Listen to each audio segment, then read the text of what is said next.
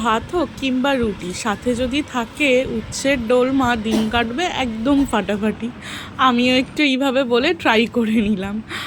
দেখে নিন কত অসাধারণ একটা রান্না উচ্ছে দিয়ে বানিয়ে নেওয়া যায়। মানে যারা তিতো খেতে ভালোবাসে না তারা খুব তৃপ্তি করে খাবে, এইটুকুনি বললাম।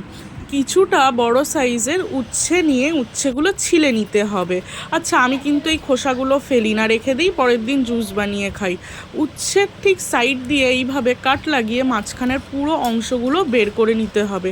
আমি দেখেন দু রকম আপনাকে দেখালাম কিভাবে বের করেছি। একটা তো চামচ দিয়ে এইভাবে বের করেছি, আর একটা হচ্ছে সাইডে এইভাবে কাট লাগিয়ে বের করে নিয়েছি।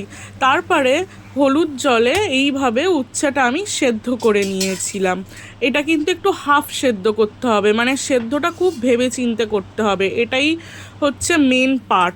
তারপরে এখানে কড়ায় আমি একটু সর্ষের তেল নিয়েছিলাম, জিরে ফোড়ন দিয়েছিলাম পেঁয়াজ কুচি, আর তার সাথে একটু কাসুরি মেথি দিয়েছিলাম। দিয়ে ভালো করে নাড়াচাড়া করছিলাম।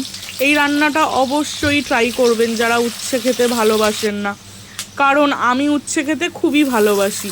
দেখুন, এটাই স্টার অফ দ্য শো। আমি এখানে কিছু ভেটকি মাছের ফিলে দিয়েছিলাম। মানে বুঝতেই পারবেন রান্নাটা দেখলে যে এটা কেন উচ্ছের ডোলমা আমি বলেছি।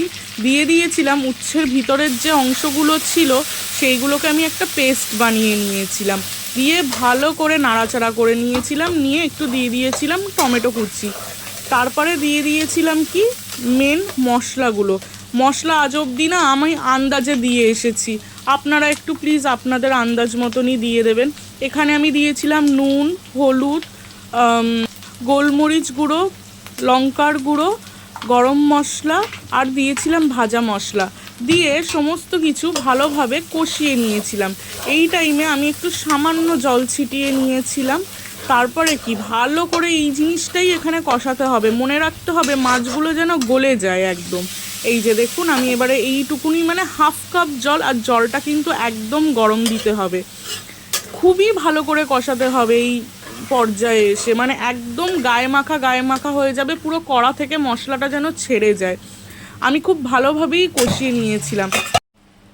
আমাকে মামা আমাকে দাও, এক্ষুনি দাও। আরে দাঁড়াও, এটা হয়নি এখনো। না, এক্ষুনি দাও। আরে এটা ভাতের সাথে খা তাহলে। এটা না না, এখন খাবো।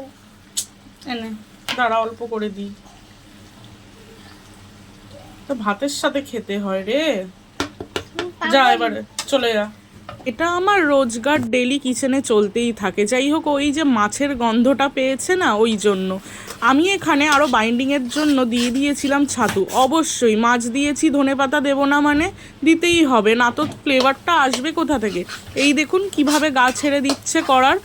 ঠিক যখন এই পর্যায়ে আসবে আমরা আরেকটুকুনি গরম মশলা বা চিনি দিতে পারেন। আচ্ছা, কেউ এখানে মাছ না দিয়ে পনির দিতে পারেন, নাও দিতে পারেন, ঠিক আছে। তারপরে দেখুন ঠিক এইভাবে আমি ভিতরে পুরটা দিয়ে ভালোভাবে বন্ধ করে নিচ্ছিলাম। অনেকে সুতো দিয়েও বাঁধে, কিন্তু আমার সুতো লাগে না, কারণ আমি বাড়িতে এটা এত করি আমার মানে হয়ে যায়, সুতো লাগে না, ছেড়েও যায় না, খুবই ফ্যান্টাস্টিক্যালি আমার এটা হয়ে যায়, মানে পুরটা বাইরেও বেরিয়ে আসে না। আমি এক একটা করে এইভাবে ভরে নিয়েছিলাম। সত্যি কথা বলতে আমার তেঁতোর ডাল, তেঁতো ভাজা, তেঁতো ভর্তা এত ভালো লাগে আমি বলে বোঝাতে পারি না। মানে প্রত্যেক দিন আমাদের বাড়িতে তেঁতো হবেই, আর এই রান্নাটা তো সপ্তাহে একদিন আমি করিই করি।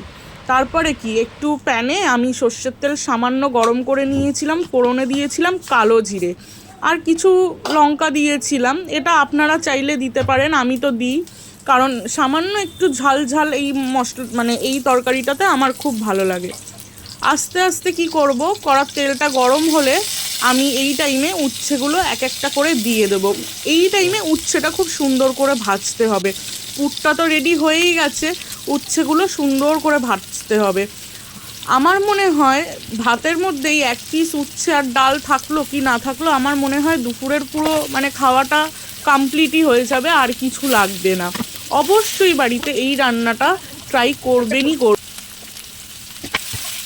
মাছের পুরের ভিতরে যে তেলটা আছে ওটাই দিয়েই ভাজা বেশি হয়ে যাচ্ছে, মানে তেল আমি একদম অল্প করেই দিয়েছিলাম, কিন্তু ওই মাছের তেল দিয়েই অর্ধেক ভাজা হয়ে যাচ্ছে। কি সুন্দর লাগছে যে দেখতে, আমি এই তেলটা আর একটু দিয়ে দিই উপর থেকে।